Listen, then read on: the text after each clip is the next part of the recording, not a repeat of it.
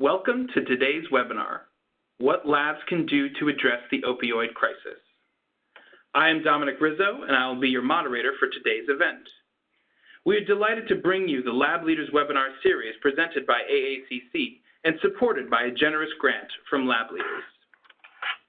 This program is accredited for Accent Continuing Education credit. I'd like to point out that depending on remaining time, this webinar will conclude with a Q&A session. You can submit your questions at any time during the webinar through the Q&A dialog box in the bottom right-hand corner of your screen. However, questions will not be answered until the Q&A portion of our program. Please note that there is a Q&A dialog box as well as a chat dialog box. To ensure your questions are received and included, please only submit through the Q&A box. To check that your Q&A dialog box is open, please confirm that the Q&A box is visible on the right-hand side of the screen. If it is not, click the Q&A icon from the options in the bottom center of the screen, which will turn the icon blue. Your Q&A dialog box will then become visible. So, let's get started. As a global leader in healthcare, Roche Diagnostics has made a promise to empower laboratories and the people within them by providing clinical and strategic insights, support, and solutions from the industry's top innovators through LabLeaders.com. Again, thank you for joining us for today's LabLeaders webinar, What Labs Can Do to Address the Opioid Crisis. Today's speaker is Dr. Prentiss Jones. Dr. Jones is a toxicologist with Western Michigan University Homer Stryker MD School of Medicine. He is a graduate of Northern Illinois University in DeKalb, Illinois, earning his master's degree in biological sciences from Purdue University in Hammond, Indiana, and his PhD from Western Michigan University in Kalamazoo, Michigan. Dr. Jones is a fellow of the American Board of Forensic Toxicology. In his role as a toxicologist, he has assisted county coroners with forensic cases involving drug-related deaths, provided courtroom testimony as a forensic toxicology expert, and assisted in the investigation of sudden unexpected deaths. Dr. Jones has research interests in ethanol pharmacokinetics, the relationship of lean body mass to ethanol, enzyme multiplied immunoassay testing interference produced by nonsteroidal anti-inflammatory medications in drug abuse in urine testing, and methadone exposure in neonates via unconventional routes. Dr. Jones is the principal investigator of a state-funded opioid surveillance project initiated in September 2017 to produce a rapid and enhanced identification of a vast array of opioid present in individuals at the time of death. Dr. Jones, you may now begin your presentation. Thank you, Dominic. Welcome, everyone, to today's webinar, What Labs Can Do to Address the Opioid Crisis.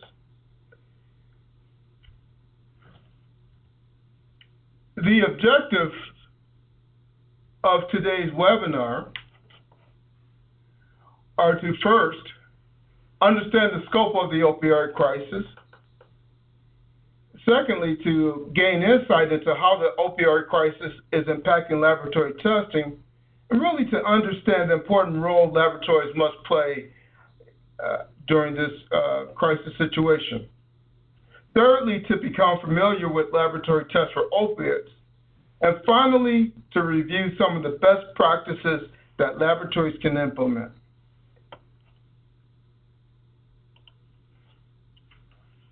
Much attention, and rightly so, has been given to the opioid crisis. The current crisis, opioid crisis, is a global and unstable situation. The instability can be linked to the vast number of opioids that have already been introduced and the continued addition of new substances. So everywhere you turn, it seems, you hear or see information regarding the opioid crisis. The current opioid crisis is not a first-time event in our society. In fact, we need only refer back to the First and Second Opium Wars between Britain and China, which occurred in the mid-1800s. We can also look back to the U.S. Civil War, which saw an increase in the number of individuals addicted to morphine. In fact, by about the third quarter of the 19th century, it was cheaper to use opium and morphine than it was to drink alcohol. So this is not new as far as the opioid crisis. However, this opioid crisis is different. It's different in several ways. It's different when we look at the increased opioid mortality. It's different in that the first opioid crisis had very little laboratory involvement. There is a need for laboratories to be involved in today's crisis. In fact, if we look at what the United Nations World Drug Report stated, about 2/3 of global drug deaths in 2007 had some opioid involvement.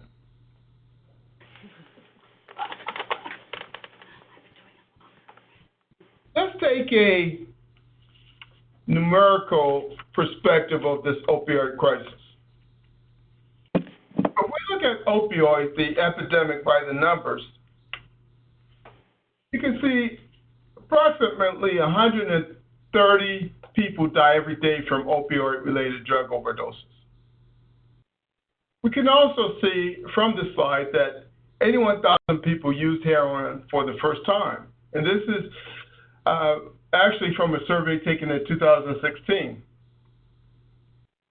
Also in that same survey, we can see nearly 1 million individuals, that's 886,000 people used heroin. What's concerning about these numbers in particular is the fact that 2.1 million people had an opioid use disorder, 2 million people used prescription opiates for the first time, and an astounding 11.4 million people misused prescription opioids. Well, what has fueled this opioid crisis? Why are we where we are today? First of all, it starts with having a susceptible brain chemistry. So there are endogenous chemicals that, in fact, were first discovered in the 1970s, such as endorphins and enkephalins. These neurotransmitters produce the same effects as opioid drugs. So these endogenous chemicals are, in fact, endogenous opioids. Opioids, like other psychoactive drugs, affect areas of the brain that control our emotions, our emotional memories, our physical and emotional responses to pain, our sensory perceptions, and, in fact, our physiological functions such as our heart rate and breathing. Why are opioids so addictive? Because opioids affect the reward and pleasure systems of the brain. That is to say, opioids affect the area of the brain that encourages an individual to repeat an action. In addition to susceptible brain chemistry, we look at the availability and the cost of this opioid crisis. We have an abundant supply of opioids. And in fact, the cost is very low to actually purchase these opioids. So when these two are combined, similar to what we had in the 1800s, where it was very easy and very cheap to obtain opioids, we are now in a crisis state. That on top of the fact that this is a global commodity. The amount of money that comes in and out of that are involved with this opioids is astounding. In fact, it has been reported that there, in any given time, the impact of the opioid crisis is per year well over $500 million.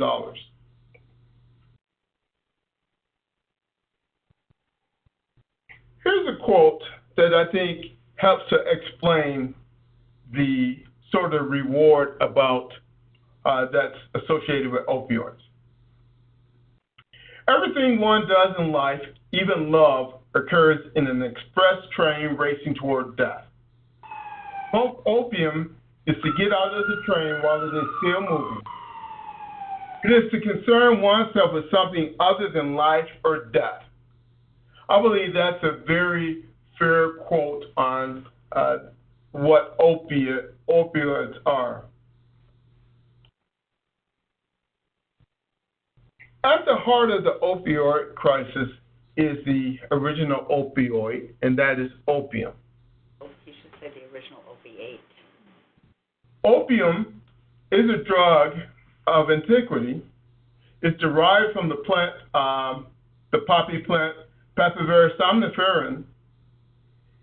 And this particular plant is the one plant that we can derive opium. In fact, the narcotic properties of opium have been known since at least 4500 BC.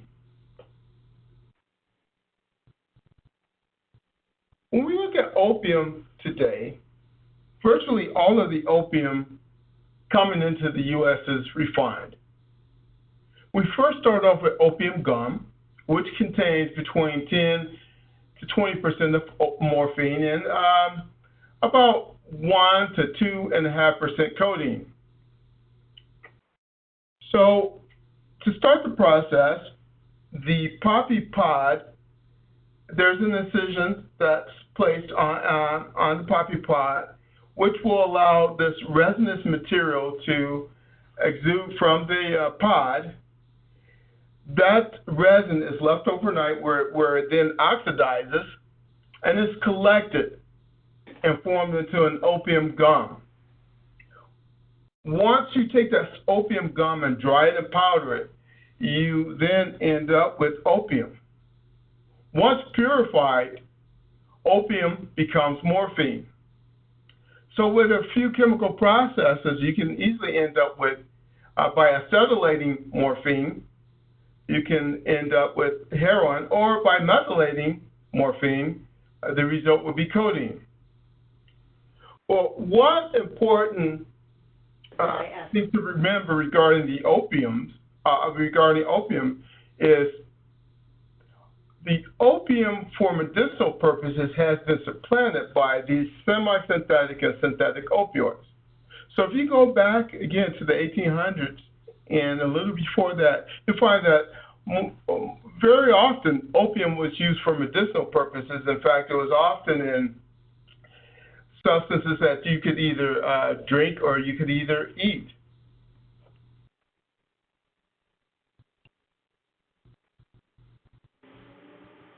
This slide is important because this is the point at which laboratories must be able to differentiate between opiates and opioids. So opioids are compounds that have a morphine-like effect, so they affect the opioid receptors. And opioids may be similar, structurally similar to opioid alkaloids, but they may not be. Opiates are naturally occurring alkaloids, and these come directly from the poppy plant. Also, opiates would be those drugs that are made from poppy plant, but there's a chemical process, such as we saw in the previous slide, for codeine. So there's a chemical process to this naturally occurring alkaloid. What's important to note here on this slide is the fact that all opiates are opioids. However, not all opioids are opiates. So opiates are really a subclass or a class within the opioids. And there are far more opioids than there are collectively than opiates.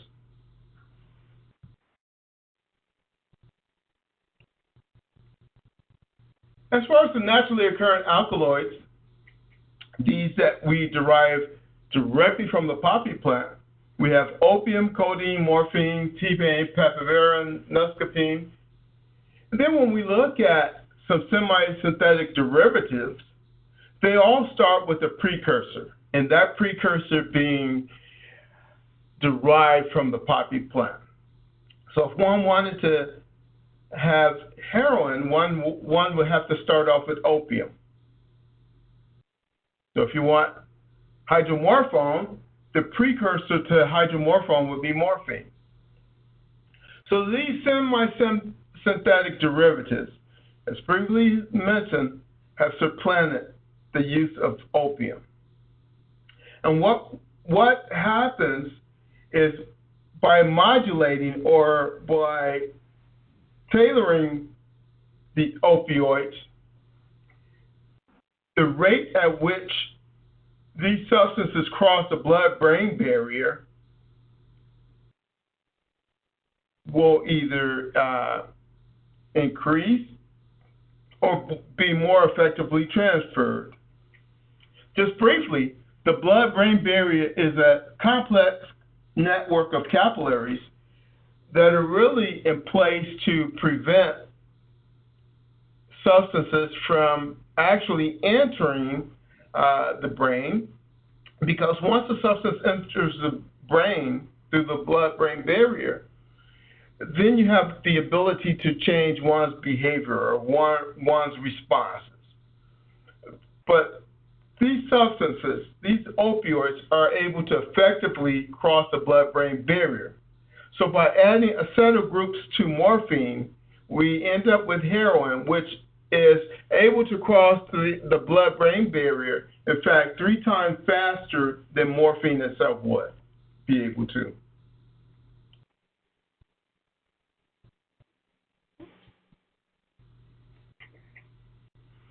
Opioids also include the synthetic varieties, such as fentanyl and the fentanyl analogs. There are several hundred fentanyl analogs. Also, fentanyl synthetic opioids would include some of the over-the-counter opioids, such as loperamide, pyridine, methadone, tramadol, naloxone, naltrexone, and these U-type agonists are all compounds that would be considered synthetic opioids.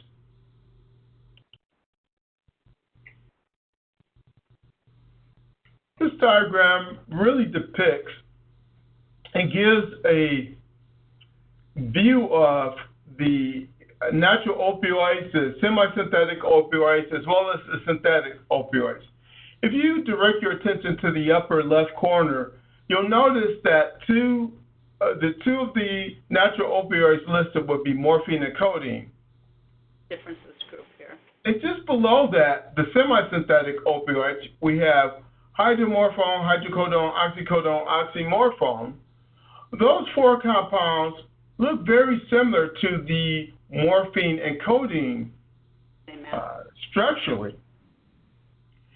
So that phenanthrene nucleus, or that phenanthrene backbone, is common to these natural opioids and some of the semi-synthetic opioids.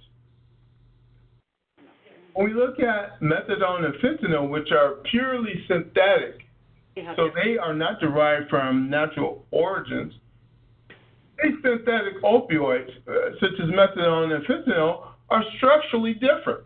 They don't look like the phenanthrene type. So we have separate assays, actually. When we look at the their interaction to the opioid receptors, the effect is similar. It's similar to morphine. So that's the clue.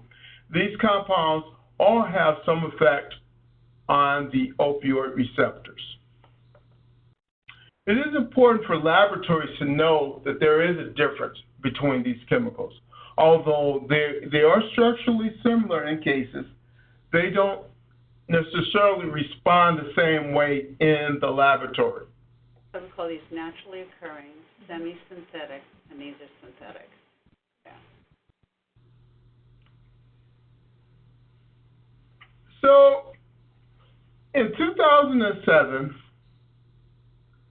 the former Secretary of Health and Human Services, Thomas E. Price, while attending the National Prescription Drug Abuse and Heroin Summit, stated that the HHS was ready to fight alongside the millions of Americans who are trying to find recovery or help their loved ones do so. He also stated that the Trump administration is committed to bringing everything the federal government has to bear on this health emergency.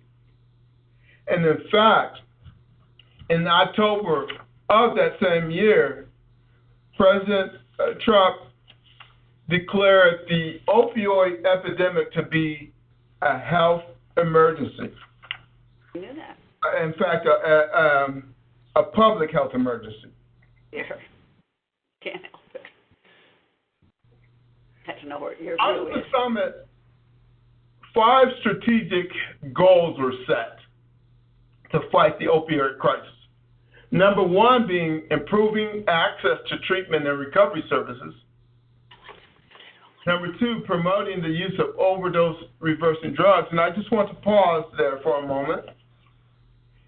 So recently in the news, you may have come across or you may have heard that the number of deaths related to opioids is on the decline.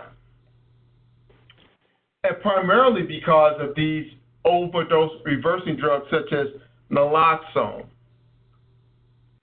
However, I would just like to remind everyone that while there is and has been a decrease in the number of deaths, we are still in a crisis situation. Those substances are still out there. In fact, remember the number of individuals that have been identified to have opioid use disorders. So a third part of this strategic planning was to strengthen our understanding of the epidemic through better public health surveillance. Number 4, to provide support for cutting-edge research on pain and addiction. And lastly, to advance better practices for pain management. I'd like to focus in on strengthening our understanding of the epidemic through better public health surveillance. And this is where the laboratory comes in. So very similar to other health crises, really the effects of the opioid crisis, similar to the crisis HIV and AIDS, similar to those other health crises, laboratories are being forced to the front to come up with ways to combat the effects of this opioid crisis. So to do this, laboratories have to come up with strategies that are sound and strategies that are effective.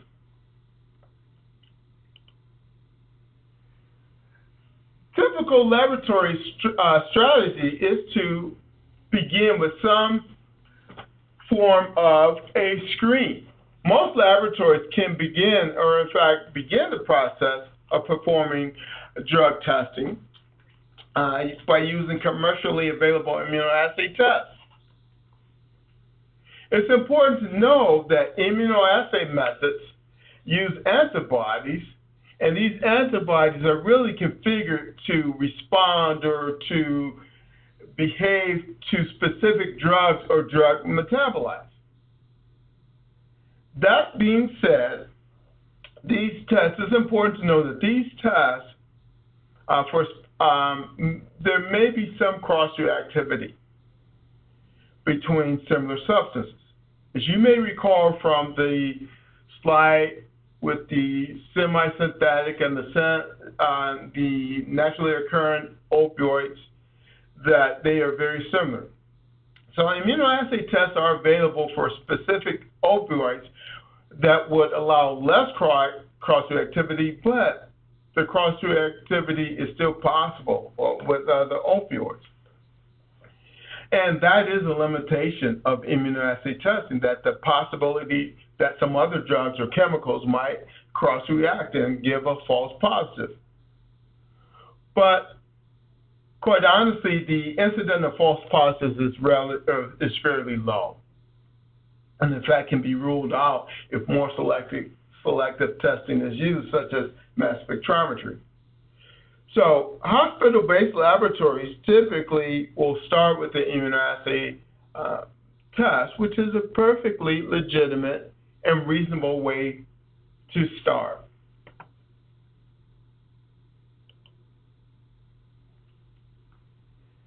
Mass spectrometry is a technique which is very sensitive and highly specific.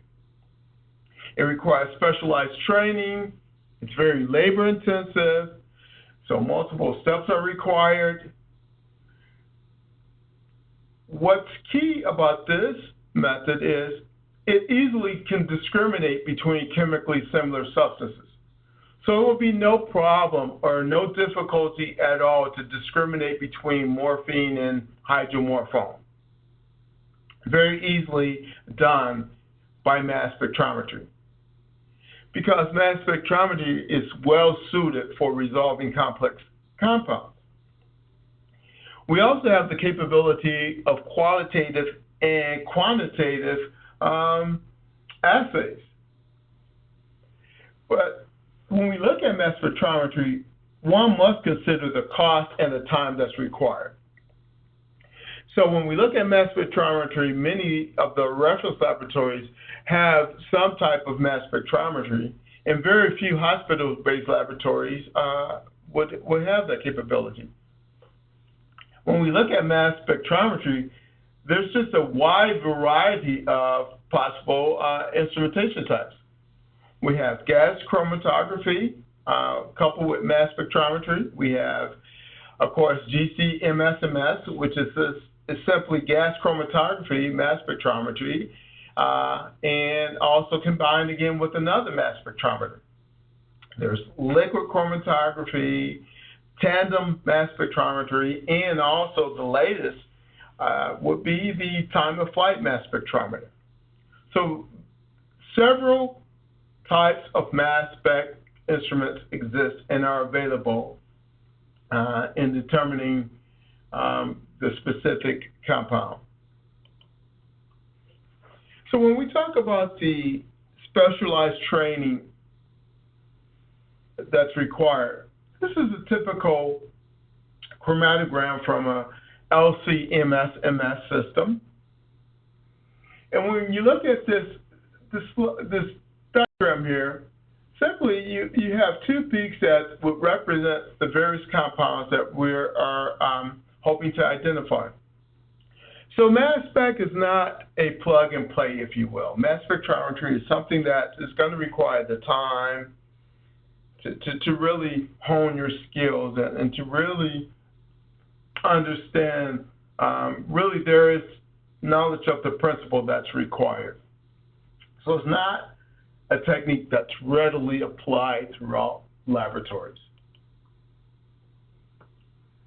Getting back to the strategic plan from HHS, the fifth target was to advance better practices for pain management.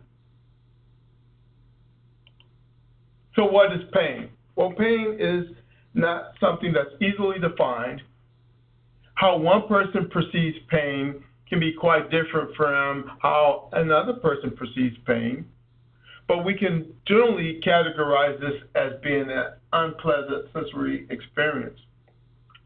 Pain can be acute, that is to say of short duration. It can be chronic, recurring, ongoing, and it can be caused by several conditions. Disease processes such as cancer, musculoskeletal disorders, nerve damages. So several conditions can result in pain. When we consider pain, over 86 million Americans are affected by chronic pain to some degree.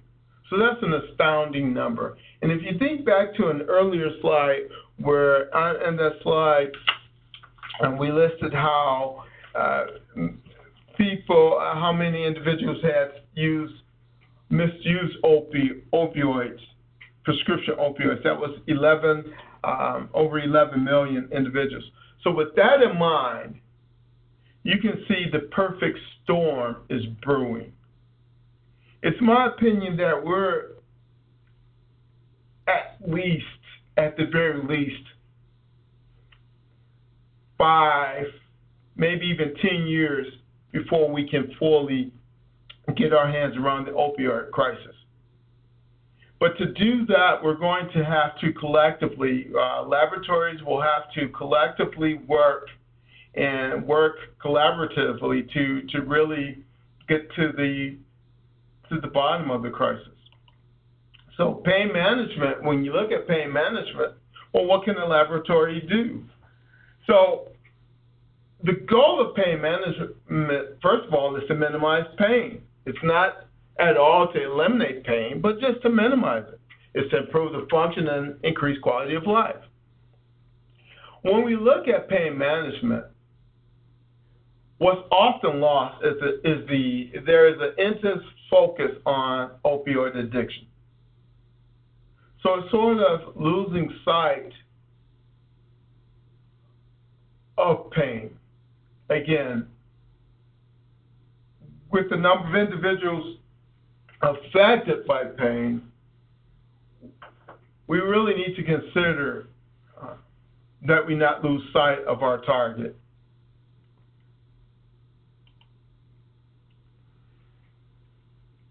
Pain management testing is really, I would like to encourage hospital laboratories and smaller laboratories to really consider some pain management testing protocol, to get involved in some pain management program, maybe just as a start, maybe start off by having a protocol that would allow you to perform screening analysis. Of course, the protocols must be comprehensive. So let's say if a laboratory starts with a screening analysis, there really isn't a need for that laboratory to do it all, the hospital-based lab to do it all. In fact, you can start and have a very effective pain management program by just starting off with the screen and then referring additional testing on to laboratories that may be equipped with the mass spectrometers. But in the screen, you're going to want to select a screen that has a low cutoff concentration. Also, you would like to and should really include a check of the specimen's validity. You want to make sure that the specimen that you're going to receive, the specimen that you're going to be testing, is in fact a true specimen. Then if you're not able to perform the confirmatory analysis to confirm that that is in fact that substance, you know that it's morphine and not hydromorphone, that's where a hospital-based lab or a smaller laboratory can contract with a reference laboratory or which are several out there that could really perform the confirmatory analysis. All pain management testing must have a detailed laboratory report.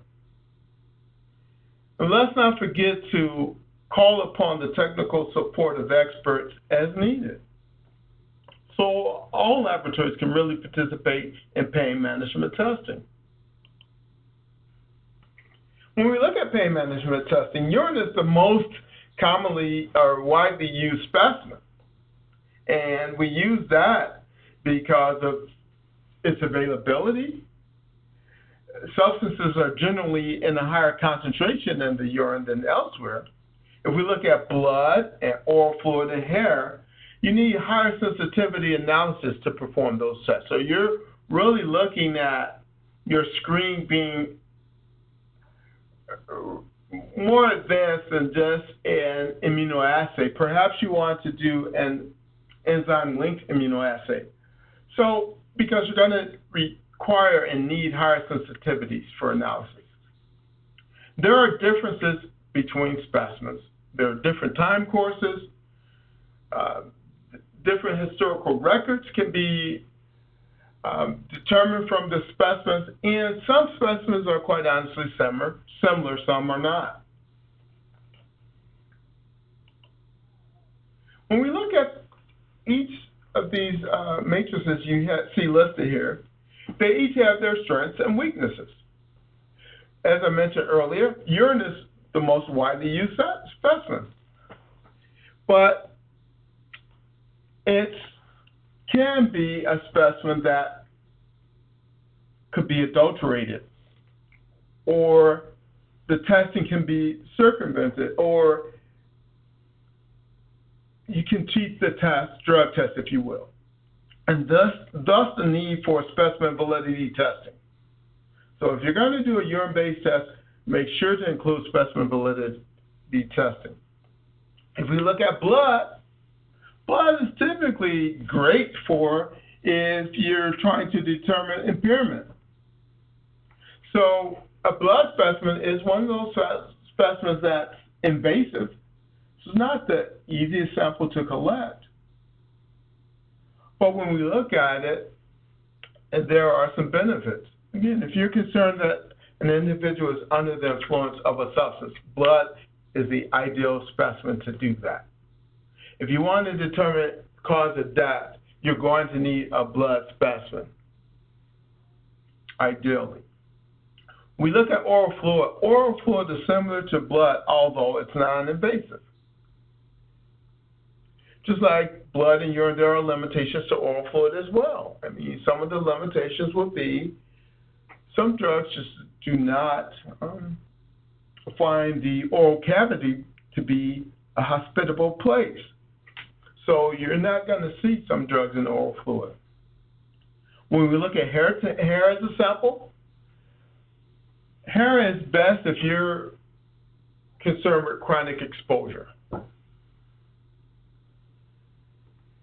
Hair is, again, one of those substances that can present challenges.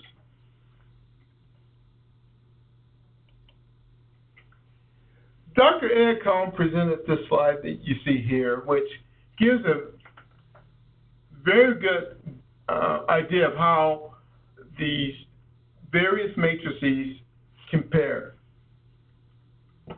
When we look at oral fluid and blood, you can see they're very similar.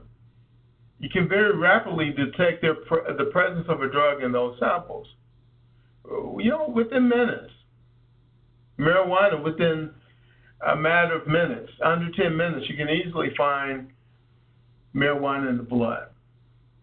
Whereas in urine, it takes, maybe hours or two. However, when you look at urine compared to oral fluid and blood, you can see that the detection time is typically longer in urine, and that is because of the sheer concentration of drug that's available and how the body is handling that substance. We look at hair, and you can see why hair would not be an ideal specimen to determine acute exposure. So if an individual was using morphine,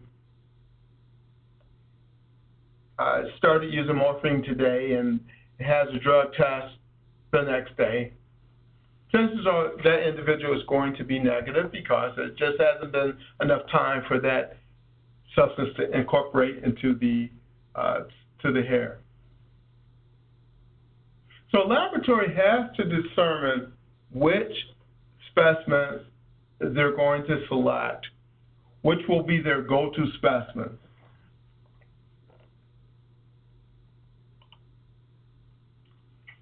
When we look at pain management testing profiles, typically a pain management test is going to have the narcotic analgesics.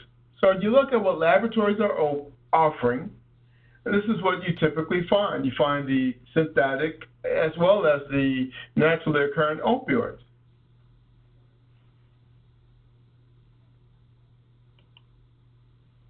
You also find benzodiazepines and the barbiturates.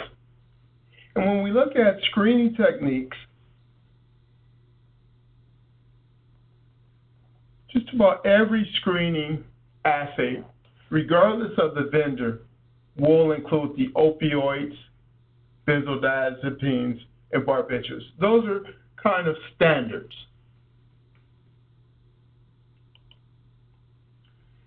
Typically, you're going to also see in a pain management profile the drugs of abuse, amphetamine, methamphetamine, marijuana. And why are we concerned about these drugs of abuse? Why should a laboratory include these drugs as part of their testing profile?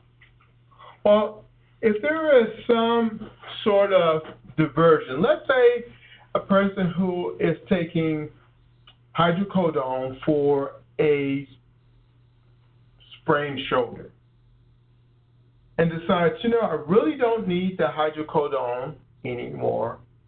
I'm just going to take that hydrocodone and I'm going to divert it. I'm going to sell it to someone who maybe is addicted to opioids, and then I can take that money and purchase amphetamine, or I can purchase marijuana, so I can divert that drug. So that's why you want to include the drugs of abuse. You don't have to include every drug of abuse as a laboratory, but you need to have at least the common drugs of abuse. Also, specimen validity testing is, you'll see, as a common component of all pain management tests. You're going to want to look for oxidants. Well, what are oxidants? Oxidants are substances that can cause the screen reactions to be compromised. Typical oxidant would be bleach or chromate or chromium. You want to look at creatinine. Why creatinine? Because creatinine is a normal biological product. If you're living and breathing, you should be producing creatinine. So if you get a sample with zero creatinine, you're not looking at a real specimen. You're going to want to look at pH. As laboratorians, you know that there is a defined pH range. And to find samples outside of this range may be an indicator that that substance is substituted or it's adulterated. Specific gravity is just one additional validity test that one can employ to really determine that that's a legitimate specimen. So again, these are just suggestions or an idea of what a laboratory could include in their pain management panel. Let's take a look at some of the best practices a laboratory can employ. First of all, the laboratory must employ rigorous pre-analytical, analytical, and post-analytical procedures. And we start really by looking at the specimen type. The specimen type has direct bearing on the test results. We discussed the urine versus blood, or blood versus oral fluid. It's going to have a direct bearing on the test results. Established protocols need to be established. Established protocols need to be in place for specimen collection. Laboratories must demand and instruct their clients on the collection protocol. If we get a poor specimen in the laboratory, the results are going to be equally poor. You want to have practices that you're going to select suitable specimen containers and collection devices. You're going to want to use kits and reagents that have withstood medical legal scrutiny. You want to have the protocol ensure that a proper amount of specimen is collected. Of course, as laboratorians, you know what it means to have laboratories, for the laboratory to receive specimens that are not labeled. We want to store specimens in such a way that's going to allow that specimen to be, the constituents of that specimen to be preserved. until you're able to perform testing on that. And after all testing has been completed, you want to make sure as a laboratory that you're able to retain these specimens for a sufficient amount of time if there is a need to re-verify the results. And lastly, you want to save specimens from suspected drug abuse. I would recommend that laboratories establish a protocol wherein they determine we're going to keep all suspected drug overdoses for this period of time. So this list is not all-inclusive. It's just a suggestion of recommended best practices that I believe any laboratory can employ and really be effective in not only pain management testing, but also effective in contributing to a solution to this opioid crisis. And with that, I'm happy to take any questions.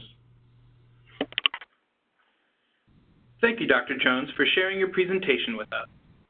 I would like to remind everyone that you can ask a question via the Q&A dialog box in the right-hand panel of your screen.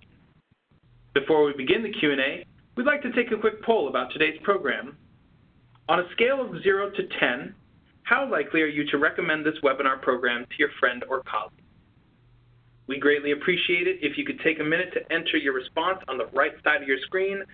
LabLeaders and AACC strive to continue to bring to you the relevant and actionable insights to empower laboratory professionals.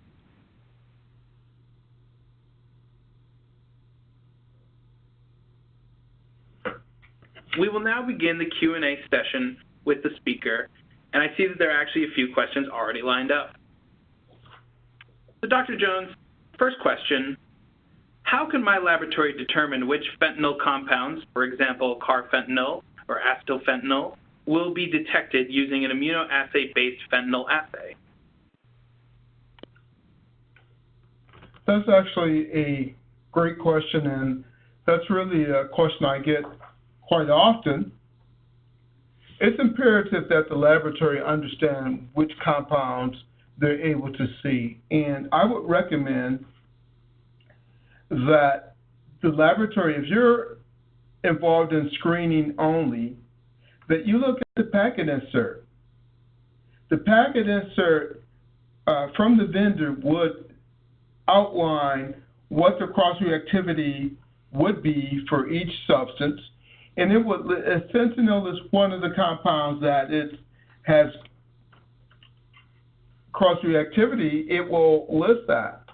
As an example, if you look at just a generic opiate assay, typically the antibody that is designed to respond to morphine. But as you may recall, hydromorphone and codeine and heroin look very similar to the morphine molecule. So when you look at the level of cross-reactivity, you might find that one substance has a greater response or generates a greater response to that morphine antibody than morphine itself. So it's imperative that a laboratory, especially in the screening scenario, will take a look at the vendor's packet insert to ensure that they understand what that assay is able to detect.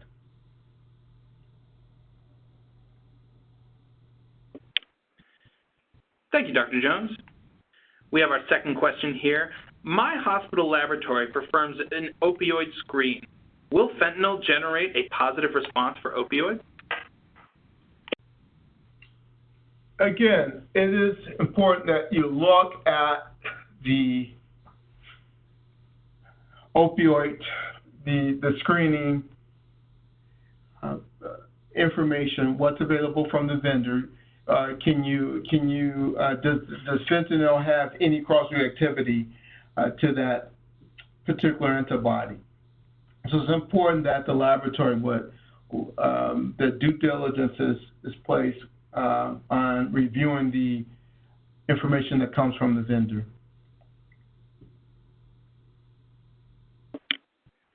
Thank you.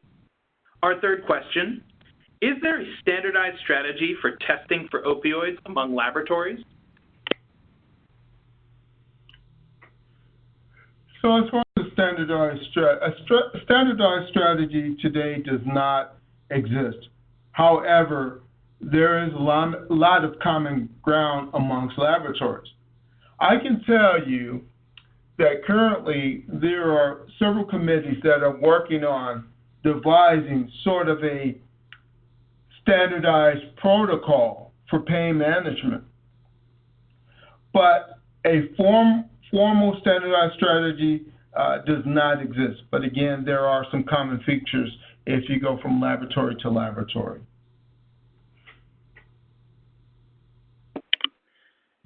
Excellent, thank you. Question 4, can effective opioid testing be performed with a limited laboratory budget? Definitely, opioid testing can be performed, and effective opioid testing with budgetary concerns. So if a laboratory is able to perform the screen test, that laboratory has provided a great service in that you'll be able to eliminate the vast majority of specimens that have no opioids. For the few that are positive, having a relationship with the laboratory that is able to do the confirmatory testing would be a great complement to the laboratory's screen-only protocol. So yes, it can be done on a limited laboratory budget, as long as you are willing to partner and collaborate with other laboratories.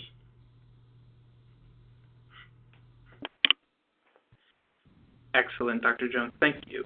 Our next question here, which is analytically better, tandem mass spectrometry or TOF mass spectrometry?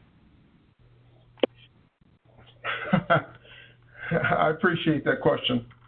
Analytically better, that answer would come from the laboratory. So if I'm a laboratory and I have a TOF, a TOF, a time of flight instrument, then it seems reasonable for me to say analytically I've got the superior instrument.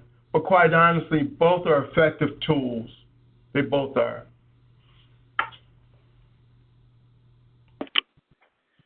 Thank you. Our sixth question today, do you feel a 13-panel rapid screening method is sufficient for pain management testing, or is a more comprehensive panel worth the added expense?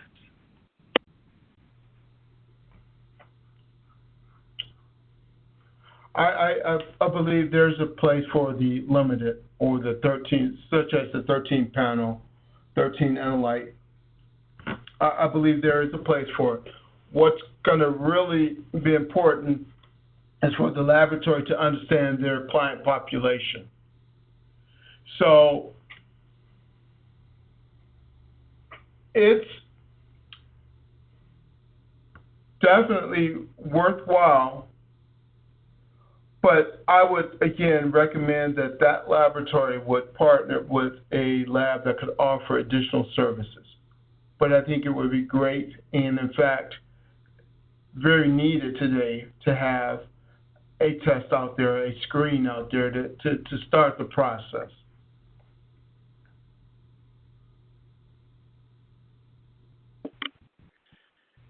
Excellent, Dr. Jones. Thank you. We're just checking for maybe one more question before we conclude today. One moment.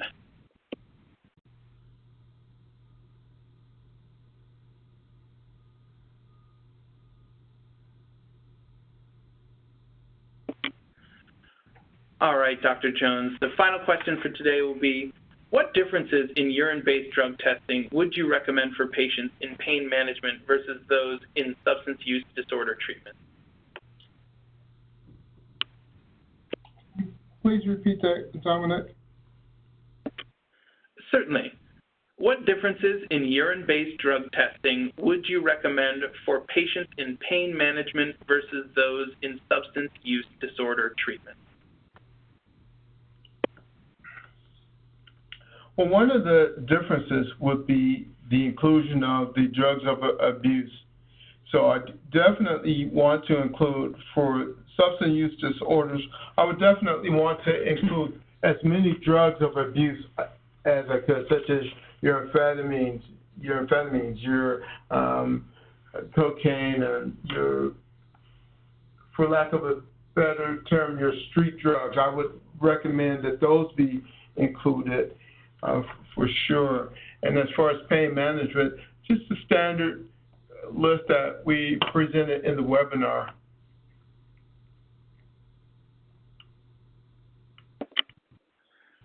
Wonderful. Well, this concludes our Q&A session. So I would like to once again thank Dr. Jones for providing this excellent presentation. To request a copy of today's slide deck, please visit lableaders.com and select the Connect button. Thanks to all of you in the audience for listening to this Lab Leaders webinar. Be sure to mark your calendars for next month on October 2nd for the next Lab Leaders webinar. When you close out of this webinar, you will be taken to the AACC website where you can gain your Accent Continuing Education credit. Later today, you will receive a message from AACC with the playback link to today's webinar. If you have any questions following this program, please call our customer service line at 1-800-892-1400. Thank you, and have a great rest of your day.